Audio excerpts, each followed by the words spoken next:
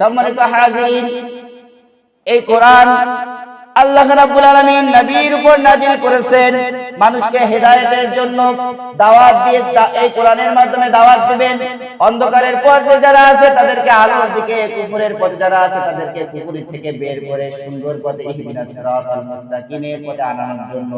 সম্মানিত হাজিরিন, এই পৃথিবীতে মানুষের যাবতীয় কর্মকে যদি শ্রেণীবিন্যাস করা হয়, যদি শ্রেণী ভাগ করা হয়, বিভাগ করা হয়, তাহলে দুই ভাগে ভাগ করা যায়। কয় ভাগে? দুই ভাগে। কয় ভাগে? দুই ভাগে। এক হলো সৎ কাজ এবং আরেকটা হলো অসৎ কাজ। আর আখিরাতে এই দুই শ্রেণীর কাজ নিয়ে আখিরাতে পরকালে রব্বুল আলামিন আমাদেরকে হিসাব নিকাশ নেবেন। সম্মানিত হাজিরিন, আমি আপনি যদি দুনিয়ার বুকে যদি অনুপরিমাণ ভালো কাজ করি সেটাও আল্লাহর দরবারে আমরা পেয়ে যাব। যদি অনুপরিমাণ খারাপ কাজ করি সেটাও আমরা দেখতে পারবো। এই দুই শ্রেণীর মানুষকে এই দুই শ্রেণীর হিসাব নিকাশ করে জান্নাত এবং জাহান্নামে দেয়া হবে। সম্মানিত হাজিরিন, আল্লাহ রাব্বুল আলামিন কোরআনুল কারীমের ভিতর বলছেন, ও মানুষ শোনো, তুমি যদি দুনিয়ার বুকে অনুপরিমাণ ভালো কাজ করো তাও তুমি সেদিন পেয়ে যাবা, যদি খারাপ কাজ করো তাও তুমি সেদিন পেয়ে যাবা। ফামান ইয়া'মাল মিসকালা যাররাতিন খায়রান ইয়ারা ওয়া মান ইয়া'মাল মিসকালা যাররাতিন শাররান ইয়ারা।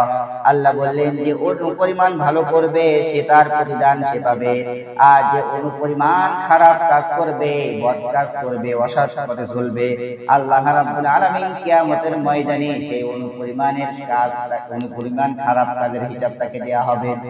তাহলে আমি আপনি যা কিছু করি না কেন সব কিছু লিপিবদ্ধ করার জন্য আল্লাহ রাব্বুল আলামিন ফেরেশতা দুই পাশে দুইটা দিয়ে দিয়েছে। কথা বলেন ঠিক কিনা?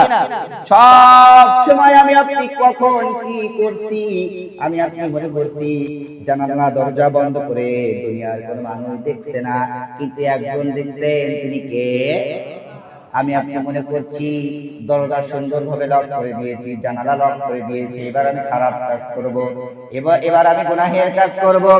আপনি মনে করছেন দুনিয়ার কেউ দেখছে না, একজন দেখছেন, তিনি হলেন আল্লাহ। আল্লাহ রাব্বুল আলামিন ফেরেশতা নাজিল করে দিয়েছেন, ফেরেশতা দুই কাঁধে দুই ফেরেশতা তৈরি করে দিয়েছেন। আমি আপনি যা কিছু করব সব কিছু তারা সঙ্গে সঙ্গে লিপিবদ্ধ করবে। সুবহানাল্লাহ বলবেন না?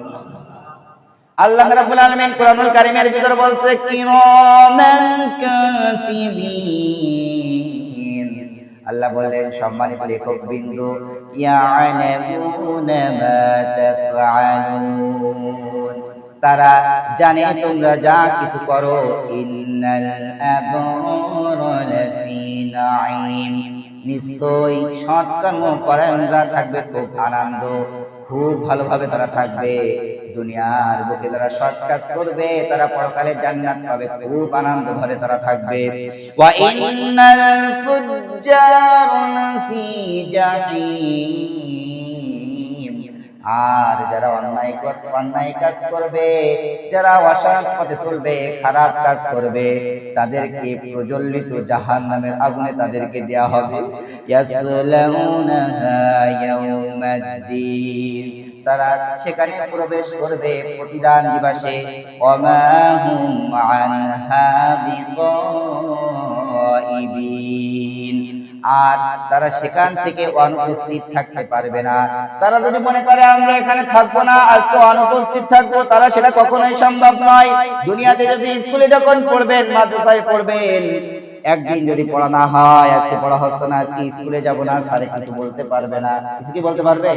স্যার হুজুর কোনো সময় বাসায় আসবে না, ধরতে আসবে না।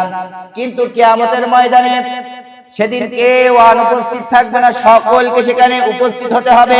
ওমা আদরাকা মা ইয়াউমুদ্দিন, আর কি সে তোমাকে জানাবে প্রতিদান দিবস কি? তুম্মা আদরাকা মা ইয়াউমুদ্দিন, তারপর বলছি কিসে তোমাকে জানাবে প্রতিদান দিবস কি?